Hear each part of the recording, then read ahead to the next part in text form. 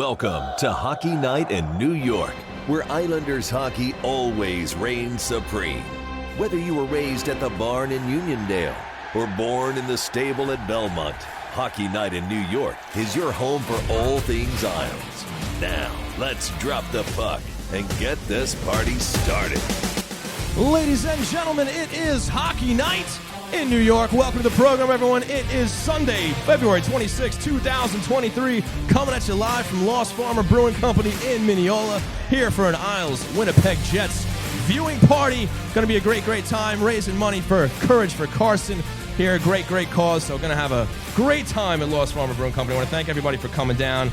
We have some great specials going on here at the bar. If you show up here, you can pay a $60 donation, and you can get in for some beer, wine, food. Going to be a great time. So thanks for everybody for showing up. And of course, thanks to everybody for tuning in live at twitch.tv/HockeyNightNY. My name is Sean Cuthbert. With me here is Mr. Stefen Rosner. And joining us a little bit later from NHL.com, Brian Compton. Stefen Rosner, how we doing, bud? Doing great. Thanks for having me here. Well, I mean, you're part of the team now. That is true. But you're welcome. You can't get rid of me now. It's all good. Thanks for showing up. Yeah, so here we go. Big game for the New York Islanders coming up. Obviously, we'll get into everything else later, but we want to start by thanking all of our fantastic sponsors here, starting with Blue Line Deli and Bagels, located at 719 West Jericho Turnpike in Huntington, 217 Carlton Avenue in East Islip, and UBS Arena at Belmont. Check out the menu at BlueLineDeli.com. Also, very proud to be sponsored by Lost Farmer Brewing Company right here at 63A 2nd Street in Mineola. Come on down, try the Stable Shaker American Ale, and come hang out with us for Isles vs. Jets for a great cause. And a big thanks to our brand new sponsor, Main Street Board Game Cafe in Huntington Village on Long Island's North Shore. Games for sale and for open play, food and drink, beer and wine, fun and friends. Bring the magic of phones down, eyes up, tabletop board games to your family. Our staff will help you find the right game for you, from old favorites to the hottest new releases. We'll have everything from strategic to party games. Get off your screens and unplug your games for a night your family will remember. Looking for meetups to join or Magic the Gathering, Dungeons & Dragons, or Game Night live communities are welcoming for all. We also do parties and corporate events located at 307 Main Street in Huntington Village. Go to mainstboardgamecafe.com for more information. Main Street Board Game Cafe. Find your crowd. Unplug your game. So, Stefen Rosner. Yes. The playoff chase is in full swing here. Isles are battling out with a number of teams for those last two wild card spots, and the Isles roller coaster ride continues with the trade deadline fast approaching. What do you say, Stefen Rosner? Well, the Islanders control their own destiny, but Buffalo won today, making them a point behind the Islanders with 5 games in hand. So this game today becomes critical, and every game obviously is going to be critical going forward. But yeah, the Islanders have to not focus on anyone else. They got to go out there and play their game. If they could do that, they'll be able to get some wins here. Yeah, no question about it. I mean, we can start by talking about the week that they've had so far. Huge win over the Penguins in the beginning of the week there. That was a big one. And then a big win over the Jets, too. I mean, maybe that's one you thought, the roller coaster dips down, right? They get a little bit of a loss there versus the Jets, but they come out, they play a low-scoring game, a little bit more towards the Barry Trotz hockey a little bit here, 2-1 win. And then Friday they have the game against the Kings. That obviously doesn't go their way. They pad the Kings a 3-0 lead, and the comeback was too little, too late this time. Where again they kick it into gear later on in the game. They come out slow, and the Kings end up holding on. They drop that one 3-2 in regulation. And with all the teams that they're battling with, all the teams that are picking up points here and there, it's so tight. And that's what we have now, and going into a big game here today in Winnipeg. That Pittsburgh game, obviously the first game without Matthew Barzal, that was huge. You had guys step up, come back from behind in the third period, win that game. Winnipeg, too, wasn't looking great, but Hellebuck's a fantastic goalie. You gotta really, if you're going to beat him, it's got to be a snipe or a garbage goal. Holmstrom gets his, and Matt Martin. Yeah, talk about that guy. Top line winner, Matt Martin. Right. I mean, he comes through, he sets up Anders Lee for the go-ahead goal against the Penguins on Monday. Then he sets the secondary assist for Holmstrom on Wednesday there. And again, Friday was just a situation where 18 shots on Quick. And Quick, Stanley Cup winner, 2-time Stanley Cup winner. But right. He's been awful this year. 18 shots is not going to cut it. Well, what's the remedy? Play the Islanders, right?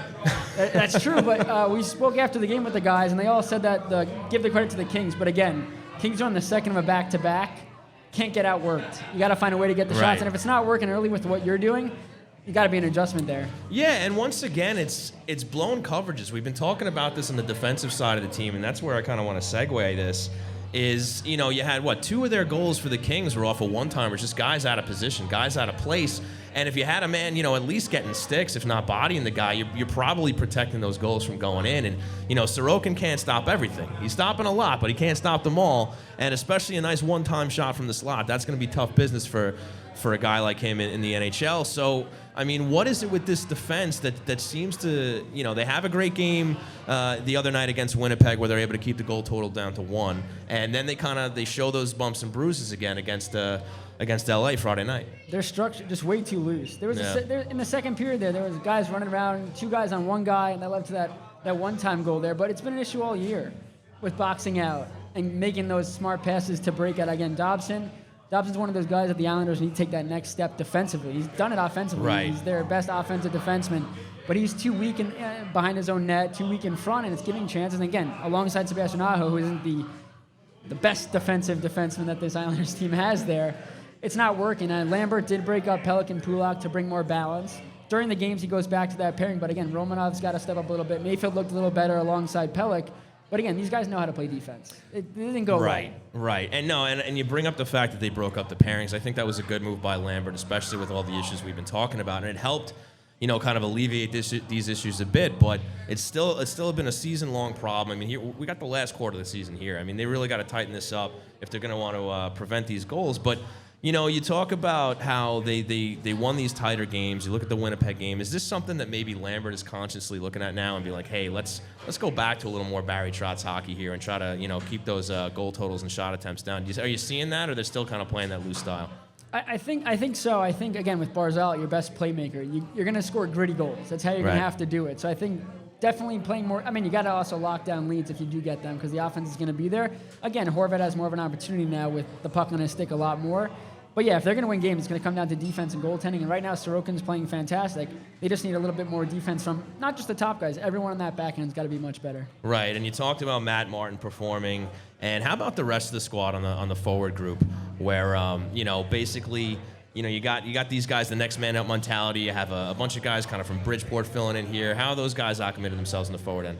Durando looks great. Again, you need him to score. He's had the chances on goal. Him and Fasching played 18 games in Bridgeport together. They have that chemistry. I spoke with Cizikas at practice on Friday, and he said he's the new guy on that line. He's got to figure out how to play with him. He said right now, north-south for them, because until they understand each other's games, then they'll implement more stuff. But basic hockey from your bottom 6 guys, it has to be, especially with that fourth line with Koivula, Martin, Johnston. You need your top 6 guys playing most of the game, which they're going to. But again, Lambert last game, when there was nothing going on, he tried to provide a spark. He put Durando on that top line with Martin and Horvat. Didn't really work, but your top player's going to have to play. I know Horvat's been playing over 20 minutes a game, and that's what's going to have to happen. Oh, no doubt about it. Especially with those injuries, you're going to have to kind of go top heavy, right, with your top players, and that's what we're seeing here. We're getting a lot of minutes logged from guys like Horvat, and the top guys. You're probably going to see that more out of Nelson, Lee, Palmieri, those guys. And maybe real quick before we break for Brian, just talk a little bit about Kyle Palmieri's game lately. Well, first off, since coming back from injury, he's making up for lost time. He's scoring goals, but it's more the smart hockey IQ plays. In the game against Pittsburgh, he's cutting to the net and holds on to it and draws a penalty. Or against Winnipeg, he's getting the pucks deep. Horvat did it too, going to the corners on the penalty kill and just hugging the boards, killing time. These are big plays. Again, Palmieri's known for his offense, probably the best long-range shooter on the team. But you see it right now. His defensive game is critical to the Islanders' success. Yeah, without a doubt. And not only him, but another big P on the New York Islanders is Zach Parise. He's been making some big plays, especially late in those games. They were holding on to leads, blocking shots there with the goalies pulled. So he's been fantastic too. So hopefully this is something this team can just kind of keep up, because these are going to be tight games from here until to the rest of the to the end of the season. And you were score watching before. You talked about Buffalo beating on Washington. And it's going to be a flip-flop in the standings every day. You're going to be looking at Florida, Detroit, Buffalo, Islanders, Pittsburgh, and even Washington. Even though they beat the Rangers yesterday, right? But they made a big deal getting rid of Orlov. So it's going to be interesting to see if they can stay in the mix, even with losing a player like that. And just what kind of havoc they're going to cause. The Islanders have a few games coming up, against them when you look into March and stuff like that. So it's going to be a wild race. We're happy everybody's here at Lost Farmer to hang out with us here for Islanders versus Jets. So thanks a lot for hanging out. And of course, thanks a lot for you guys hanging out in the chat at twitch.tv/HockeyNightNY. Don't forget to get your questions in for the Questions Brewing segment later on. We are going to take a quick break. When we come back, Mr. Brian Compton of NHL.com is going to join us. We'll be right back.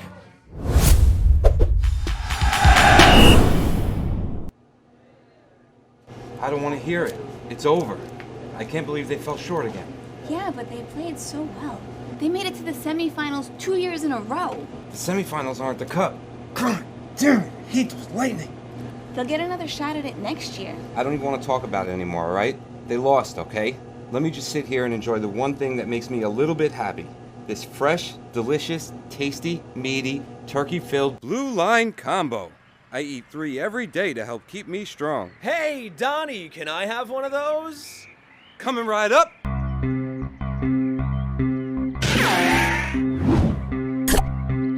Talk about a blast from the Blue Line. Blue Line Deli and Bagels. Our goal is to make you a hero.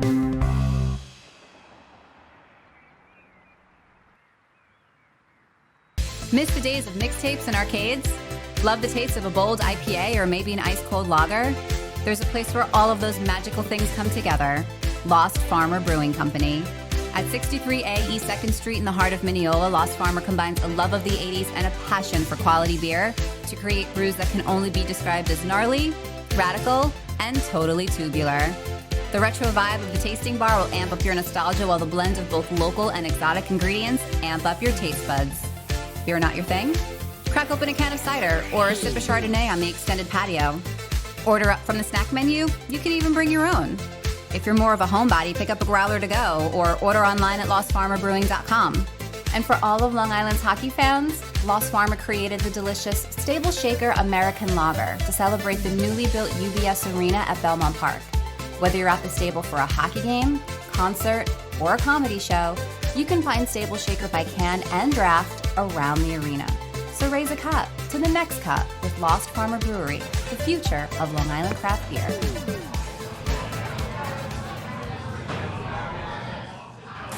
Thanks for giving some time to our sponsors. Ready to talk more Isles? The train rolls on, right here on Hockey Night in New York. That's right, ladies and gentlemen. The train rolls on right here at Hockey Night in New York. And join us now, the man himself, live here at Lost Farmer Brewing Company, Mr. Brian Compton of NHL.com. Brian, pleasure to have you, bud. How you been? You had me at brewery. How are you? I had a feeling that might help entice you. Yeah, it's great to be here. Doing well. You're hanging out here with, of course, myself, Sean Cuthbert, and Mr. Stefan Rosner. So, Brian, in the middle of a big playoff race here in the Eastern Conference. A lot of teams feel like it's been a little while since we've seen something like this. What do you see out there with the 5 teams in there right now? At least 5, right? Right. And Buffalo and Washington's today. Are they playing today? Buffalo won. I can't keep up. It's insane. That's okay. Yeah. I mean, look, I kind of feel like this happens every year. I don't know if there's been 5 or 6 teams in the mix at this point in the season, but I guess if you're an Islander fan, you just root for those games to end in regulation. You don't want 3-point swings. Absolutely. So listen, I mean, it seems like every show we have to kind of, check in on the roller coaster that is the New York Islanders season, right? A couple games it's up, a couple games it's down, and, we talk about the coach and we talk about the players on the ice. So I want to get the Brian Compton point of view here on just what's been going on with this New York Islanders season, why they can't find that consistency that they've needed.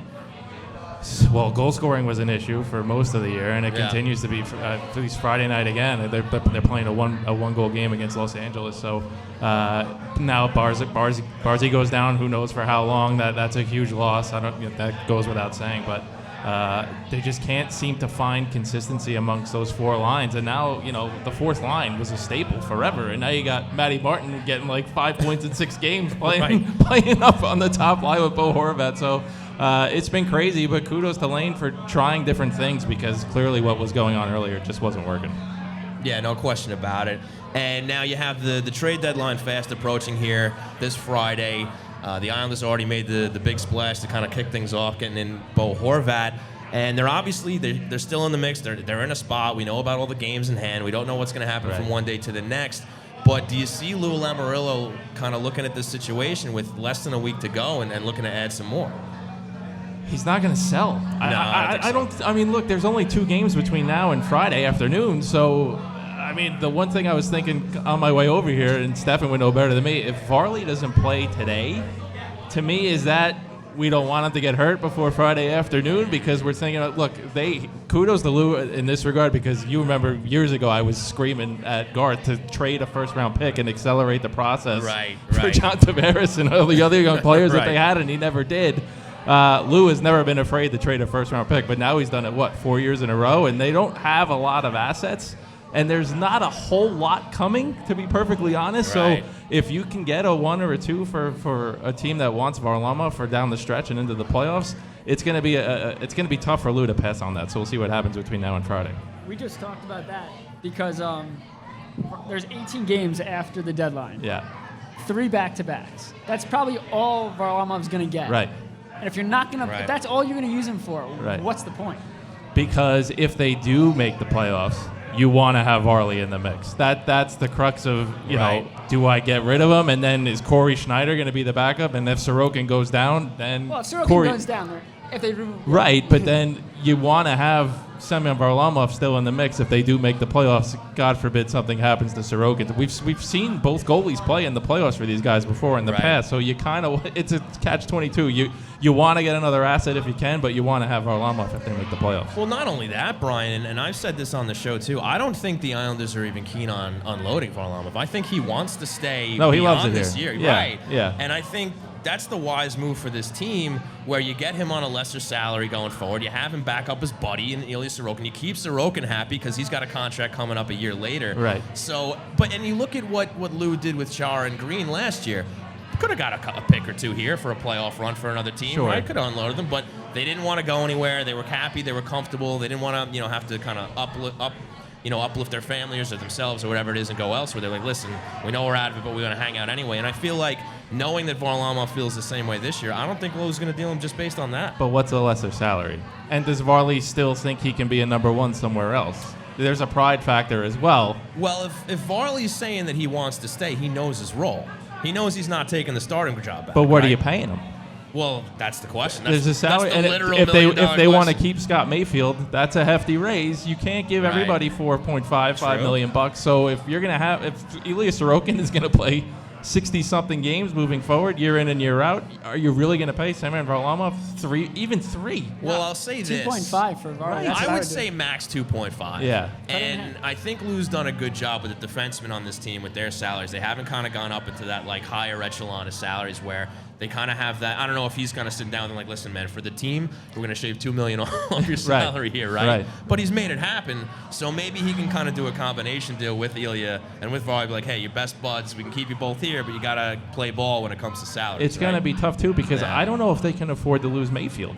Who's going to replace Scott? I mean, look, there's obviously guys that Lou can potentially get during the offseason, but who's going to replace Scott Mayfield in those minutes and being a right hand? Those guys do not grow on trees. He's going to be a really, really tough guy. I know he's had a tough year for the most part, but he's going to be awfully tough to replace if they lose him. Yeah, and I mean, how much do you want to pay Mayfield too, though? I mean, Lamoureux's done a great job keeping defensemen, but That's I mean, he's getting 1.1 right I would now. think he could get closer to 5 somewhere else as an unrestricted free agent. Lou is going to have a lot of work to do, as he usually does during the offseason. And the prospect-wise, they don't have right-handed There's shot. not. They have There's- Bolduc, who's left-hander. Right. So yeah, you're really thin there. They really don't have a lot coming as far as right-handed defensemen go in particular. Yeah, and it's been a bit of a carousel of these guys coming up from the bridge. And if I'm repeating you guys, I apologize. But you had Bolduc coming in, right?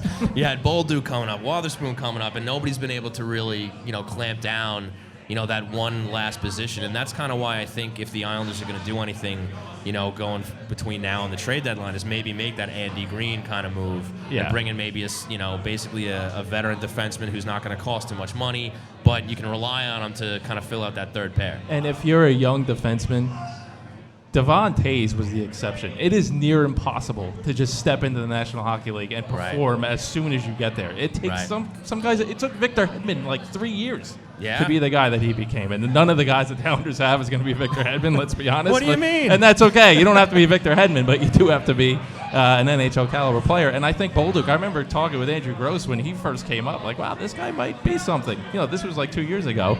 But even then, it takes. I remember Al Arbor saying when he was coaching, it takes guys, defensemen in particular, hundreds of games to get acclimated to the NHL. So you can't lose patience with guys like Bolduc, and Wotherspoon has really worked his rear end off to even get into the spot that he's in now. But you got to be patient with these younger defensemen. You talk about the patience. I mean, Romanov and Dobson, this is year 4 for both of them, Right. and they're both still struggling defensively. Right. So. And I think Romanoff is still going to be a pretty good player when all is said and done. I mean, he's still young. What's he, 23? 23. Yeah. So, I mean, give him some time. I love how physical that he is. Those guys they're not as much around anymore. So I thought that was I don't blame Lou for making that trade, but you got to give him some time. Yeah, without a doubt. And, we rattle off the names of some of these teams that are in the mix for the playoff race in the East. Who do you think threatens the Islanders' position the most here? I mean, maybe you can pick a couple of these teams. When you look at Detroit, you look at Buffalo making these late pushes here. Washington makes that deal. Pittsburgh, they can't get it together. They were just on a long losing streak. Who's the big threat for those wild card spots?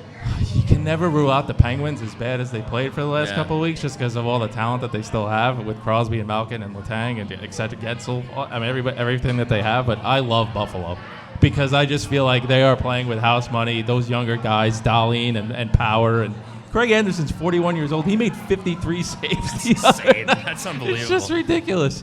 But they have a lot of young talent. I know they lost Tuck. They don't know how long he's going to be out. That's a huge blow. But if Buffalo gets in, they're going to be a lot of fun to watch in the playoffs, I think. Yeah, I agree. Tage Thompson. Oh, he's tremendous. He's tremendous. Good for him. What did Brent Thompson teach him?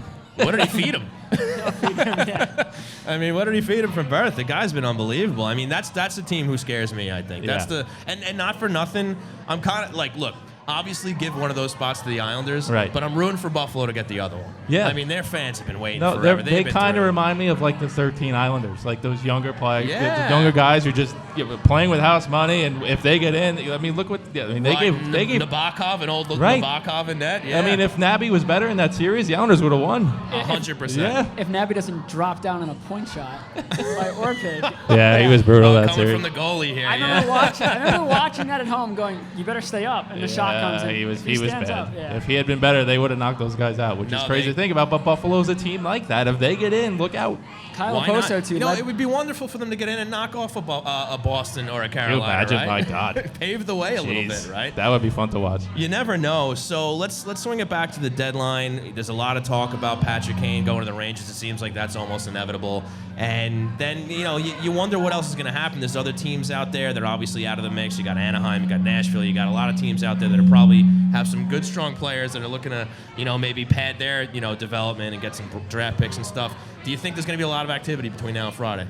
Yeah, there always is. The ball's already rolling. I mean, it started really with Tarasenko a couple of weeks ago. So, I mean, there's really 3 big fish left, right? It's Kane, who I think is going to go to the Rangers eventually. That's going to happen between now. Yeah, somebody had that. Yeah, maybe. Carlson, maybe, but there's so much money and 4 years left on that contract. I mean, I'll see how that shakes out.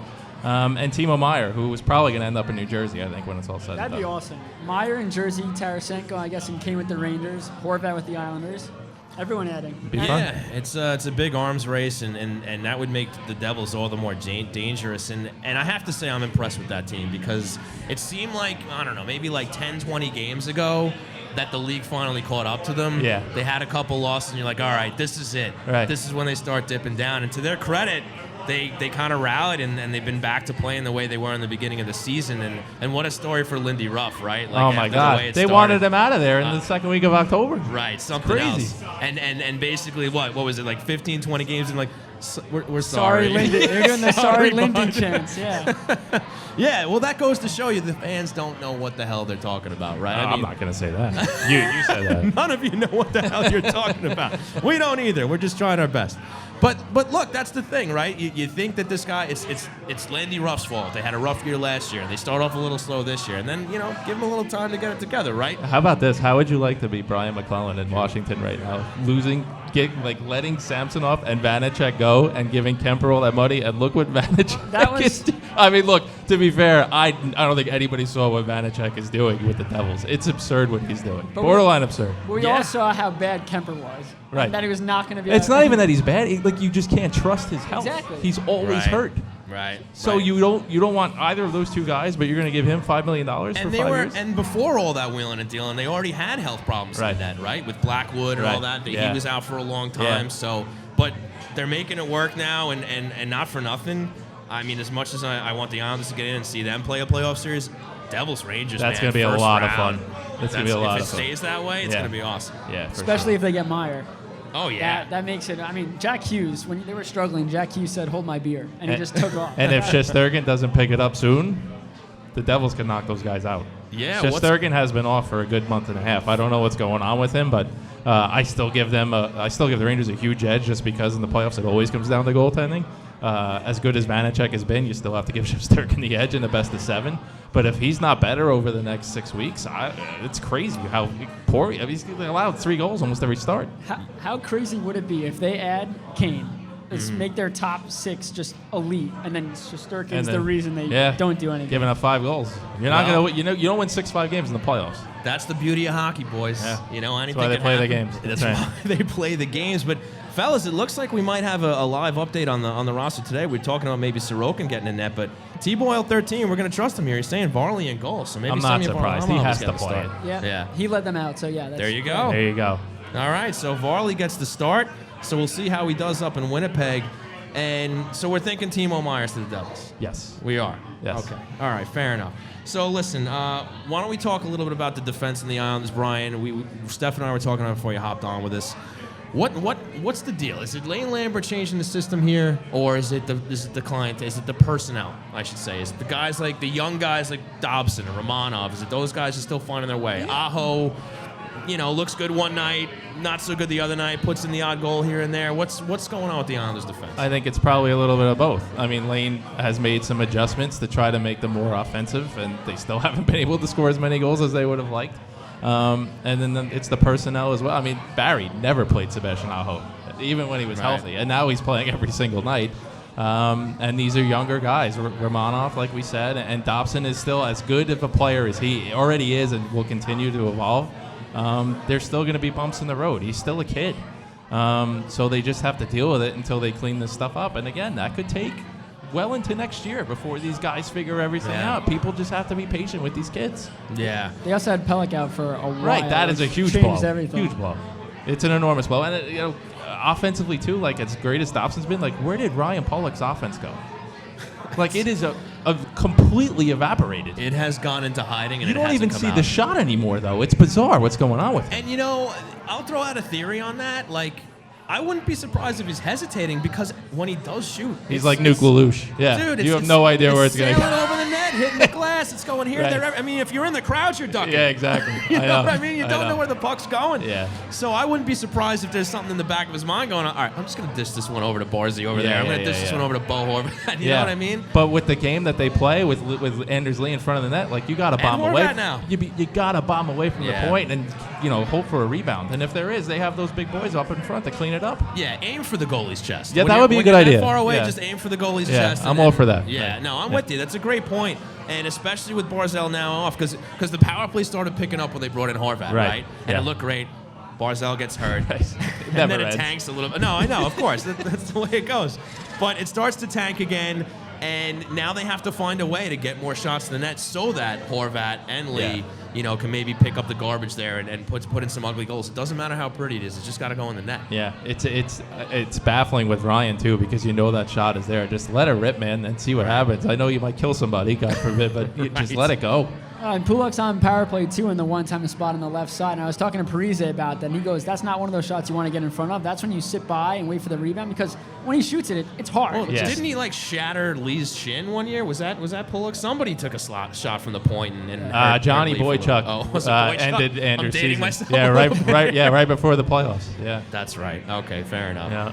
All right. So, listen, why don't we talk a little bit about the young guys? Steph and I touched on it a little bit before you came on. How about Durando coming in here, getting 14, 15 minutes tonight, looking pretty good? He works hard. Yeah. I'll give him that. I don't know if he's going to be a 15-minute guy moving forward once everybody gets healthy, but, it's great to see kids who come up and make the most of these opportunities. Like we were talking about Taze earlier. I mean, I can't see another guy just taking the ball and run with it the way that Devon did a few years ago. But you got to impress coaches when you get the opportunity, and good for him. Yeah, and I'm not really keeping my hands on the pulse of the Bridgeport Islanders, you know what I mean? I'm kind of just waiting for whoever comes up to see what they do, but, like, Durando wasn't on my radar. Yeah, I didn't know he was a guy neither. that was going to get any time at all. And to see him kind of take the bull by the horns like he has, I mean, look, he's not scoring a goal every shift, but he's using that speed, which looks great. He's been tenacious out there. Stefen's touched on the fact that he has a great stick. He's playing well defensively. And, look, you mentioned it before, Brian, with how the cupboard is bare as it is. Like, if we can get some more pleasant surprises like that, maybe they'll be all right going forward. They need pleasant surprises because Lou has traded first-round pick after first-round pick. If you don't get pleasant surprises, once these guys become 33, 34 years old, I mean, they're going to be in some trouble. So they need some pleasant surprises here over the next couple of years. And Durando's 24 years old. So he's not like a brand-new prospect. He's been around, and, again, he gets the chance with Barzal out. But he's played well again, though. It comes down to these guys have to come up and score. How many depth role players do they have that do the same exact thing? Right. Like, Fashing is great. But he's been a real pleasant surprise, too. Pleasant surprise, but he's not a guy that could play a top 6 game because doesn't bring enough offense. So if this guy, I think Ishika's going to come up probably next. He's been on fire. He's like the last prospect to not get called up. But Durando had 6 goals in 6 games before getting called up, so it made sense. And if you give guys opportunity after opportunity, you never know what can happen. I mean, look at Carter Verhey, who bounced around forever, including here. Yeah. And now he's like a perennial 25-goal scorer. It's really incredible. I mean, he's probably an anomaly, but if you give guys opportunities who can play at this level, you never know what can happen. Two guys that Garth Snow just kind of oddly let go away was him and Jared Spurgeon. Yeah. Remember, he didn't sign Spurgeon, him? We don't know why, sense. but he just didn't sign him Maybe to he a didn't contract. want to. I don't even know. No, he said he was shocked. I was reading one of your articles. I don't know if it was you, but NHL.com wrote a piece about it, and he said that after his contract they had to sign him, they just never contacted him. That was bizarre. Yeah, I mean, look, I'm sure this happens to every team around the league. But those are two guys that really kind of bit this franchise in the ass. Yeah, I can't kill Garth for Verhey because he bounced around for a while, and he finally figured it out. And now he's a top 6 forward in Florida with playing with guys like Barkov. I mean, you never know what can happen. It's crazy. For sure. So one more young guy that's come up this year. He's had about, I think, 30 games already this season. Not wowing anybody, but, maybe starting to earn a little bit of a role here, maybe in at least a depth position. Simon Holmstrom. Yeah. What have you seen out of him? What do you like in his game, and what does he need to work on? Yeah, he's another hardworking guy. You'd like to see him produce a little bit more offensively, being a first-round draft pick. But again, it takes time. If you're not this bona fide, it's not like it's Connor Bedard who's coming in here and is going to put up points as soon as he gets here. This is a late-round, first-round pick. You don't know what's going to happen when he gets here. But I think with time, he could be a pretty good player. He works hard.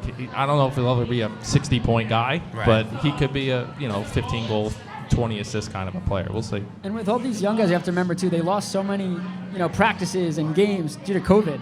They got pushed back with their development. Fair. But Holmstrom, to Compton's credit, Holmstrom should have more points, but he showed off that toe drag move against the Hurricanes. He's a hell of a shot the other night. Yeah, and the go-ahead goal. Yeah, absolutely. He definitely has the shot and ability. We'll see, but yeah, I think Compton, he's more of a bottom 6 guy that could produce, but not a top 6, I don't think yet. We'll see. Maybe he's one of those guys that comes along a little slowly. He was a first-round pick. Yeah. And, you're probably satisfied if he ends up a middle 6 guy, right? If he can fill one of those roles. So the jury's definitely still out on him, but at least he's in there, and he's learning from his mistakes. We've talked about, some of the back checking has been a bit of a problem. So hopefully he kind of helps out with that. But why don't we take a little break here? Brian, you cool to hang out? Do a couple segments here? Yeah. Awesome. So, hey, Lost Farmer Brewing Company, how we doing out there? We have no idea. We have no idea. All right, we got a couple. We'll check in with you guys later. But crowd's filling up here. We're having a great time here, raising money for a very good cause, Courage for Carson. Thanks, everybody, for hanging out. And thanks to you guys hanging out with us at twitch.tv/HockeyNightNY. We're going to take another break. We will be right back.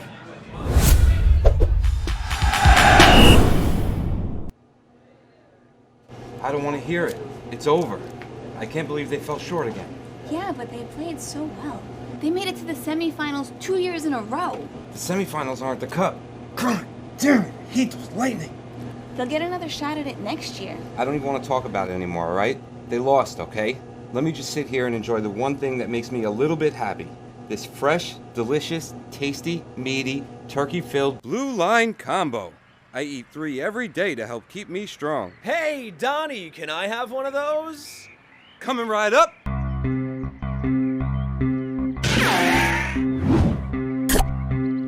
talk about a blast from the Blue Line. Blue Line Deli and Bagels. Our goal is to make you a hero.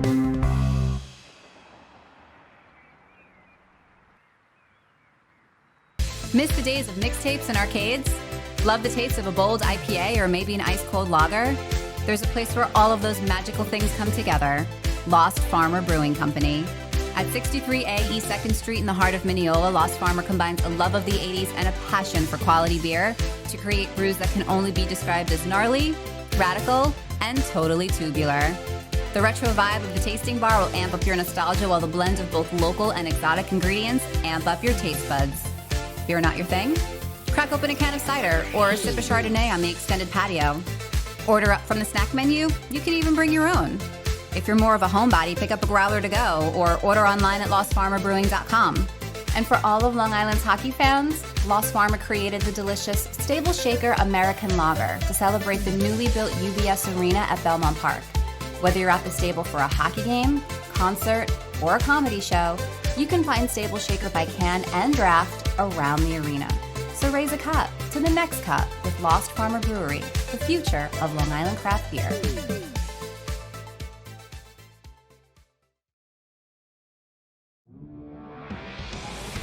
And now, it's time for What's on Tap, a look ahead at the Islanders' upcoming schedule. That's right. What a fantastic voice that man has. So welcome back to the program here. It's time for What's on Tap. Ready to go here with the upcoming schedule for the New York Islanders. So today, obviously, big tilt up in Winnipeg. The cold, frigid, nobody wants to live in Winnipeg. Wow. I've met some really nice people from Winnipeg. Oh, I'm sure there's some great people up there. Yeah. But it's cold, man. It is very I'm cold. happier here in New York. Yeah. Travel agents don't make any money off Winnipeg. That's a rough place to work if you're trying to get people to travel up there. But let's take a look. You have today's game against the Jets. They go into Minnesota Tuesday, which is another tough one. Then they got a couple of days off here, and the rare afternoon game at UBS Arena against the Detroit Red Wings. Right? That is a 12:30 start. Maybe like the only afternoon game they really have this year at home. Yeah, they haven't that many, right? You would know better than I I think would. it's the second one, but I'm going out for my birthday after that one. So. Oh, 17? 17?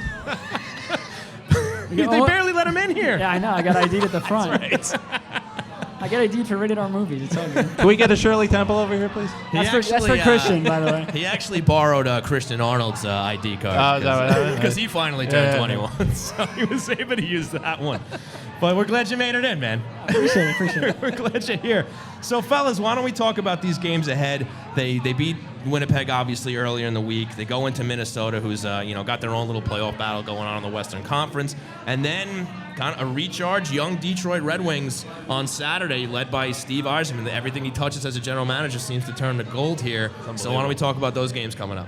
Go ahead. I'll let you I mean, go. I would just say after the deadline, all these games are 4-point games. But this Red Wings team, I think they just lost yesterday, but they just keep winning and finding ways. And again, Minnesota's going to be a tough game. Every game's tough. I think if you're the Islanders, you kind of find a way to beat Rittich tonight starting for Winnipeg, not Hellebuck.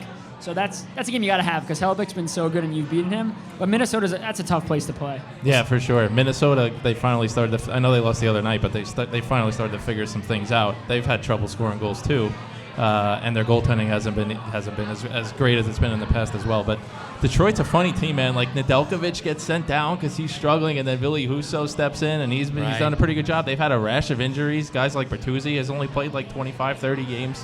But they keep finding ways. They still have some really good young talent there. And like you said, Steve Yzerman, I mean, he's learned from the best, to be fair. Yeah, that's true. But you could learn from the best and still not be remotely as good as the guy you learned from. But kudos to him. He's really figured some things out for Detroit. It's good to see because you want Detroit to be in the mix. They're an original six. Well, how many years did they go with making the playoffs? Like 25, 26. Absurd. Yeah, them and St. Louis had two really long runs, right? Where they were San in the Jose playoffs had a really every year. long run. Right. But did St. Louis at least won a cup? They did. San Jose unfortunately did not.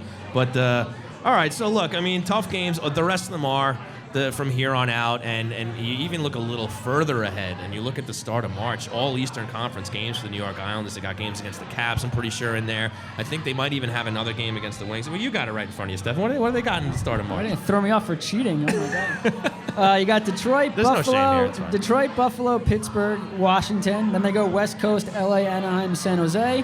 Home against Toronto. Then they got a matchup with the Blue Jackets, Sabres, and they end their season with the Devils, the Caps, and the Lightning. That Caps game, I think it's going to come down to the last game of the season anyway for this, but that Cap game becomes probably really critical. And if they don't get in, it's going to be because all of these games, or most of them, will go past regulation. And that's where it comes back to bite you in the rear end. Well, they because of all the points that they have thrown away over the course of the last 2 months. They lost to the Coyotes twice. I mean, that's a That's problem. it right there. The Islanders spent the first half of the season barely taking any losses to overtime. Right. Like, they lost so many games in regulation. It is going to factor into this situation. Yeah. No question about it. So that'll do it for What's on Tap. Great stuff. A lot of tough games coming up here. Why don't we swing it right in to the hero of the week?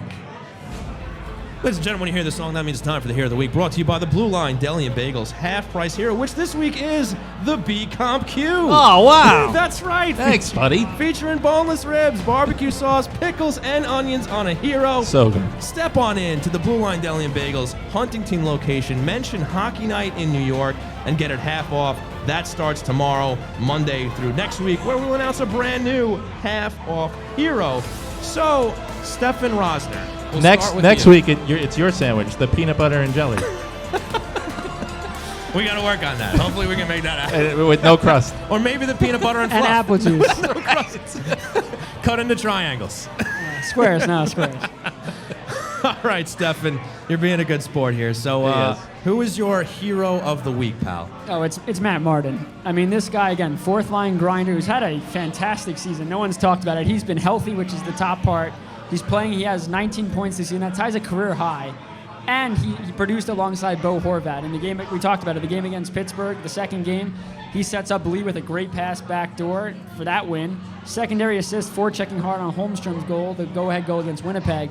The guy's, I think he's got 4 points in his last 4 games, a goal and 3 assists. The guy is producing, and it's not a guy that produces usually. No, you're right. Next man up, buddy. Next man's got to do it. So Matt Martin from fourth line to first line. Maybe you extend him to an $8 million deal at the end for 18 years. Yeah. Right, if he keeps up this production, right? Sydney would be happy with that, that's for sure. Right. But look, I mean, this is what you need to see. Somebody's got to do it. Matt Martin's doing it right now. Hopefully it continues. And if it doesn't, somebody else is going to have to step up, right, and put some points up. Because that's what this is all about. And they got to hope that if and when Matt Barzal comes back in, I don't know, late March, early April, whatever it is, that they still have games to play for when it's time to get into the playoffs. So I'm going to give my hero of the week right now. That is none other than the MVP of the New York Islanders season, and that is Ilya Sorokin. Guy had another big 2 games against the Pittsburgh Penguins and, of course, against the Winnipeg Jets. I mean, literally winning these games, making highlight reel save after highlight reel save, and they don't win either one of those games if he doesn't play the way he does. So I got to give it to our boy Ilya Sorokin again. And Brian, if you'd like to chime in, you got a hero for this week? I will go, well, it's not really much the week. I'm going to go, season. Okay, that's Brock fine. Nelson. Because this guy has just continued to evolve into, a top line center. Two-way center, and I feel like anytime he has the puck anywhere near the right circle, it has a chance of going in. I feel like he's become a legitimate scoring threat on almost every shift. I think that's that was not the case years ago. No, you're right, and we've credited Barry Trotz many times here on the show with kind of helping him break out, right? Yeah. And turn into that player that you're talking about, where he's really a top flight guy now. And he's got one of the best shots in the team, if not the best shot of the team. In the league. The league. Accuracy shooting. Good point. That's right. He's the reigning accuracy shooting champion. That does speak for something. But you know what? That was also well deserved with him going to the game this year. No doubt. He's been probably their most consistent forward for the last couple of years. Yeah. And you can say all you want about Matt Barzal. We're not forgetting about him. No. The star that he is. But Brock Nelson's kind of been a rock, if you will, on this team, and he's been a huge part of it. And if a guy like him goes down, that's even more trouble for the team. So I love the pick there for a little 3/4 season mark for Brock Nelson. Good stuff. And one of the leaders on this team now. He's a veteran. No doubt. Yeah, for sure. So I guess we'll take it out of Hero of the Week here, and we'll go right into a little questions brewing. So why don't we do that? All I got to do is find the right buttons here. There we go. It's time for Questions Brewing. Brought to you by Lost Farmer Brewing Company. All right, here we go. We're going to start right off the bat with longtime listener, longtime friend of the show, T-Boyle13. Questions Brewing. What will Sorokin's AAV be next summer? Wow. You want to go first? Go ahead. A lot. Yeah, he's right. Many monies. I hope that helps, Thomas. Thanks for that. Thanks for tuning in. Well, why don't we do a ballpark here? Because we did kind of talk about it a little bit earlier. If they do go with that Sorokin Varlamov combination, they're going to have to be cost conscious and hope that Sorokin kind of plays along, right? I will go minimum 7.5. I was going to say 8. This guy, I mean, it's weird because you want to compare him to in the league. Right now, he's had better seasons than Vasilevsky. Vasilevsky's proven it, though, in the playoffs. Shesterkin gets, a 5.6, I think he's at, or something around there. Obviously, Sorokin's had a much better season than Shesterkin, but again, it's getting it done in the playoffs is where you make your money. If the Islanders could find a way to get in because of him, he should get Hart nominations, but his biggest thing would be to win a playoff round, like steal one. That would get him paid. And again, if they don't make the playoffs, that's an opportunity for him where he's not proving, hey, you can do it during the regular season, that's where it matters, but once you get to the postseason, you need goaltending, and if, let's say, he got to the playoffs and he was awful in the playoffs, that does change things. I think that's a good point to make. I mean, at the end of the day, his agent is still going to slide a piece of paper across the table. You can only be so friendly. Right. You know what I mean? Like Luke could say, all right, we'll give you 6.25, and his agent's going to say, wait a minute, I can get him 7.75 or 8 somewhere else. Like, you got to meet somewhere closer to the middle. I like the numbers you guys threw out there because they were lower than mine. Like, I'm thinking he's looking at like 8.5. He's a top 3 goalie in the NHL. Yeah, I think he gets at least 8.5. I hope I'm wrong. Well, I mean, I hope he gets what he deserves. Right, for but sure. If you look at the salary cap for this team, I hope it goes on the lower side so that it helps the rest of the team out. And we're hearing that the cap's going to go up by a couple of mil, so maybe that'll help kind of ease that. But if you're looking to bring Varlamov back, I think, right in that ball. But you can't go much higher than 8.5. I think Islander fans should be thrilled that we're even discussing what Ilya Sorokin's next contract with the Islanders is going to be, because it was year after year after year of we're never going to see this guy ever. Right. And my God, has he lived up to the hype. Oh, my God. I mean, he really has. He's surpassed. Oh, for sure. Hype. No question about it. Like, he actually fit the bill and then some. Because there's a lot of guys in the KHL who put up monster numbers, and it doesn't translate. Exactly. All right, next one. Here's from New Wave Halifax. Islanders are still on the edge of the wild cards. Will Lou buy a player or sell a player into the trade deadline? Okay, we kind of talked about that a little bit already. But you guys got a gut feeling here if he's going to make another move, whether it's a big move or a small one? I can't see him selling if they're in a spot. And ego too plays a part in this. He's not going to sell. He believes in this team. I think if he's going to buy, it's going to be a depth veteran D-man like a Kulikov, somebody like that, or a depth forward. Because again, you got Horvat. You don't have assets to go get a top 6 guy that you need. So you're going to have to rely on the defense, the grinding hockey. And right now, we talked about it. There's injuries. There's AHL players in the lineup that maybe you don't trust. I wouldn't trust a Sebastian Aho in a playoff spot. He just gets knocked off the puck. You need a big veteran defenseman. That's where I would look. I think Lou Lamoriello has shown year in and year out he's not interested in selling or rebuilding. And I'll leave it at that. Yeah, he wants to win. And Tony and I talked about it last week when we were here. And not only that, but this is a fan base that needs to see some wins in a new building, right? Yeah. And they need a reason to re-up on their season tickets for next year. Of course. It's a business. Yeah, exactly. So I think they are buy or bust, or at least not sell or bust, in the sense that they're going to try to win even though Barzal is out of the lineup right now. And there's only 2 games between now and Friday, like we talked about. I mean, how much is going to change in the next 5 days, standings-wise? Right. They're going to be in the race. They've won enough games between the last week or two and now to say, okay, they're there. Right. And now it's just... Even if they lose 8-0 today and 7-0 on Tuesday, Don't say that. He's not. But I'm just saying, he's not going to blow up the whole roster in the next 5 days if they lose the next 2 games. You're right. The chips are on the table, and we'll just see if he adds anything else. So thanks for the question. Next one up, Coach Lanebert. Question, Bruin. In your opinion, what's the better outcome for the Isles? Quietly miss the playoffs or squeak in and get absolutely smoked by the Bruins? Well, first off, get to the dance and then dance. They might get smoked, sure, or they could put up a battle. And if you're going to miss the playoffs quietly, that probably means it's not a top 12 protected pick. So if you're going to miss the playoffs, miss. If you want to get the highest chance of the pick. But I think if you're a fan of the team, you never want to see them miss the playoffs. I think, especially for experience, you have a lot of young guys, too, that you want to get experience. Playoff hockey, again, this Islanders team makes it the playoffs as the underdog every year. And people say, oh, they're going to get swept, and they don't. And they win a playoff round here, and then you never know. I mean, a goal shy of making it to the Cup final that they probably would have beat Montreal in. Oh, my God, I think if you're thinking, if they're going to make the playoffs, then just get swept. I wouldn't look at it like that. Just make the playoffs. You never know what's going to happen with this team. I would ask Scott Malkin, would you rather miss the playoffs or have at least 2 more home games at larger prices than what you've been charging over the course of the regular season. I think that's the money answer Right? there. Literally No and pun, figuratively. pun intended, right? Exactly. I think that's exactly how they're going to look at it. The Islanders are playoffs are bust. And look, when you have a goaltender like Ilya Sorokin back there, anything can happen. Right. He can win you a series. No whether matter it's- who they play, unless it's Tampa, the goaltending edge is going to go to the Islanders. And Yeah. also Boston too. Omar's been ridiculous, and he scored a goal last night. But Yes, he did. But this guy has also never played in the You know, I'm a playoffs. little upset. I didn't get fantasy points for that, man. How, No point for the goal for Omar. I got him on one of my Oh, teams. that Nothing. sucks. yeah, that's sorry for you. Unbelievable. Unbelievable. But yeah, but Omar has never played in the playoffs. Yeah. You have, I mean, again, he's probably going to be fine, but you never know. I mean, I don't like the Islanders' chances in the best of No, 7 against the no. Bruins, but yes, I would give Sorokin the edge in goal Yes. for sure. Okay, I think that's fair. All right, one more from T. Boyle here. We're just under 5 minutes until puck drop, so we'll sneak in another couple here, and then we got to get going. Do you see the Islanders trading for a third or fourth line center? I think it ultimately depends what Pajot's injury is. If Okay. they think he's back next week, then you don't really have to do that. You have enough centermen. If they say he's going to be out until the end of the season, then yeah, I'd go maybe like a Colin Sissons type of guy from Nashville, like just a depth center. And Nick Bukestad from Arizona, big body. I love that guy. He's a great guy.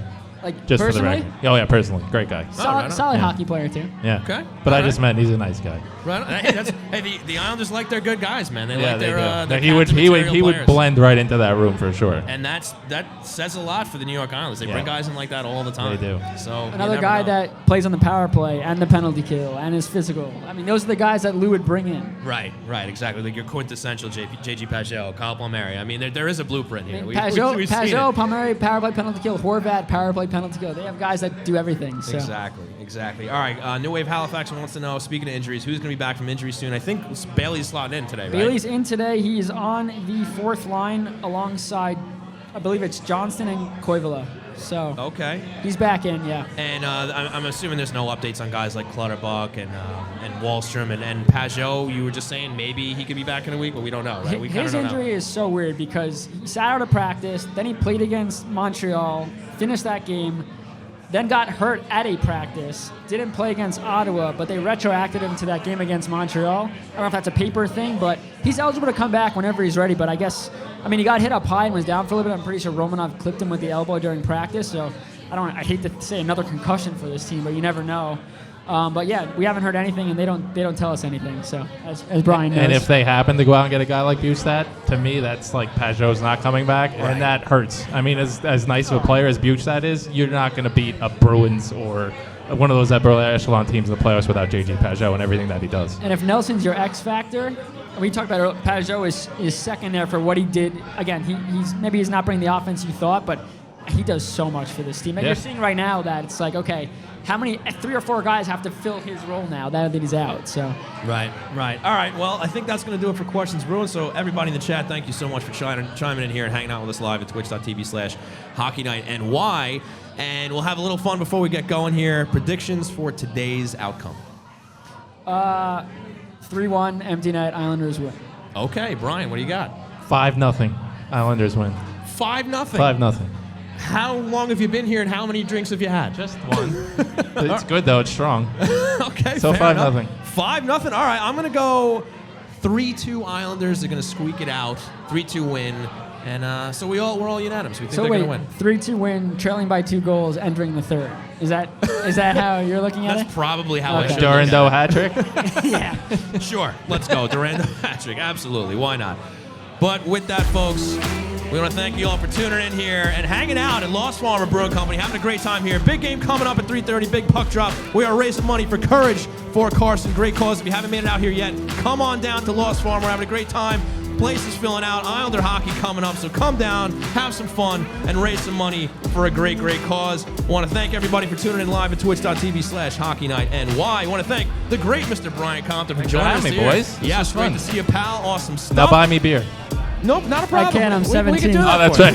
you. I got you, buddy. Don't worry. I'm like twice that age, so don't worry about it.